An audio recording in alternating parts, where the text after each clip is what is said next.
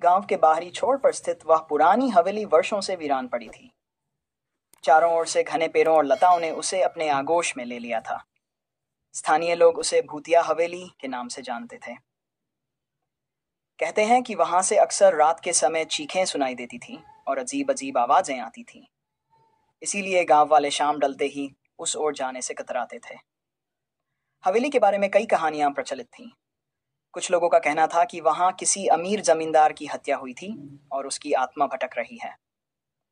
कुछ कहते कि उस हवेली में तांत्रिक विद्या का प्रयोग हुआ था, जिसके कारण वहां बुरी आत्माओं का डेरा है। गांव में नई हलचल।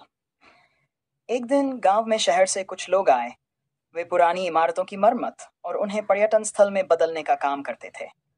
उनके नेता अजय ने तय किया कि वह भूतिया हवेली को फिर से जीर्णोद्धार करेंगे। गांव वालों ने उन्हें समझाने की कोशिश की, लेकिन अजय और उनकी टीम अंधविश्वास पर विश्वास नहीं करते थे। अजय ने गांव वालों से कहा, यह हवेली ऐतिहासिक धरोहर है। इसे फिर से जीवंत करना हमारी जिम्मेदारी है। अगर डर के कारण इसे यूं ही छोड़ दिया गया तो हमारी अगली पीढ़ी इसे केवल कहानियों में ही सुनेगी। हालांकि गांव वाले नाराज थे, पर उन्होंने विरोध नहीं किया। अजय और उसकी टीम ने काम शुरू कर दिया। दिन में वे हवेली की सफाई और मरम्मत का काम करते और रात में वहीं ठहरते। पहली रात कुछ खास नहीं हुआ, लेकिन दूसरी रात जब पूरी टीम गहरी नींद में थी, अचानक हवेली के पुराने घड़ी घरों से गूंजती घंटियों की आवाज ने सभी को जगा दिया। घड़ी के पेंडुलम लंबे समय से बंद थे, फिर भी उनकी आवाजें साफ सुनाई दे रही थीं। यह आवाज कहाँ से आ रही है? राहुल, जो अजय का करीबी साथी था, घबराकर बोला। अजय ने हिम्मत दिखाते हुए कहा, चलो देख लेते हैं, ये कोई तकनीकी खराबी होगी। वे सभी मिलकर उस कमरे में गए जहां से आवाज आ रही थी। वहां उन्होंने देखा कि घड़ी तो बंद थी, लेकिन दीवार पर एक पुराना चित्र लटका हुआ था जो अचानक से गिर पड़ा। उस चित्र में एक परिवार दिखाई दे रहा था, लेकिन सबसे अजीब बात यह थी कि चित्र में शामिल सभी लोगों की आंखें लाल हो गई थीं। भयानक घटनाएं। अगली सुबह टीम के कुछ लोग डर के कारण लौटने की बात करने लगे, लेकिन अजय ने उन्हें समझाया, यह सिर्फ हमारा भ्रम है। कोई भी जगह सुनसान पड़े रहने के कारण डरावनी लगती है। हमें डर से लड़ना होगा। अजय की बात मानकर सबने काम जारी रखा, लेकिन तीसरी रात घटनाएं और भयानक हो गई। कमरे में रखी वस्तुएं अपने आप हिलने लगीं। दरवाजे खुद ब खुद खुलने और बंद होने लगे। हवेली के गलियारों में मानो किसी के चलने की आहट सुनाई देने लगी। रहस्य से पर्दा अजय ने तय किया कि इन घटनाओं का कारण खोजा जाए।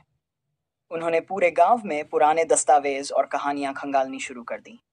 एक बुजुर्ग व्यक्ति, जिसका नाम रघुनाथ था, ने उन्हें एक पुरानी कहानी सुनाई।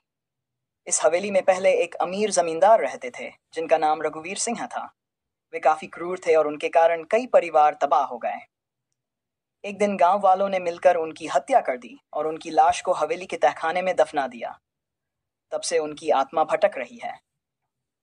आखिरी रात अजय और उसकी टीम ने तय किया कि वे तहखाने में जाकर इस रहस्य का अंत करेंगे। पूरी टीम ने हिम्मत जुटाकर उस रात तहखाने में प्रवेश किया। वहां अंधेरा और सन्नाटा छाया हुआ था। अचानक एक जोर की हवा चली और एक पुराना संदूक उनके सामने आ गिरा।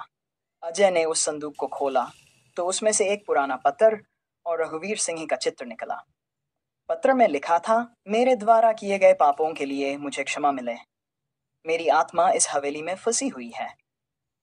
जो भी इस पत्र को पढ़े, वह मेरी आत्मा को शांति दिलाने के लिए यह हवेली गांव को दान कर दे। अजय ने वह पत्र लेकर गांव वालों के सामने पेश किया।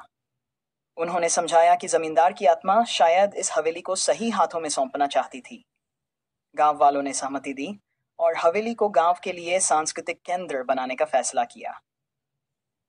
अंत में शांति जब हवेली को गांव के नाम समर्पित किया गया, तब से वहां कोई भूतिया घटना नहीं हुई। हवेली अब एक पर्यटन स्थल बन चुकी थी, जहां लोग उसकी ऐतिहासिकता और सुंदरता को देखने आते हैं। अजय की हिम्मत और गांव वालों के सहयोग से भूतिया हवेली का रहस्य सुलझ गया और वह डरावनी हवेली अब गांव की पहचान बन गई।